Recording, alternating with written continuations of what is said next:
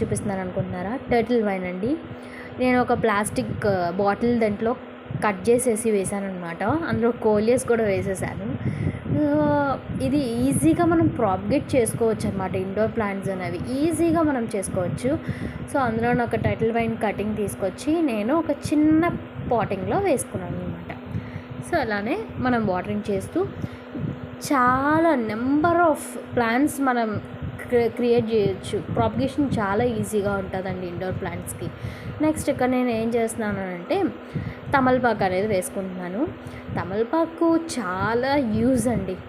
Terrace gardening చేసే వాళ్ళకి చాలా యూజ్ అనమాట. ఎందుకంటే ఏ పూజల్లో కానీ సత్యనారాయణ వ్రతంలో కానీ మనకి తమలపాకులు చాలా యూజ్ అయి ఉంటాయి.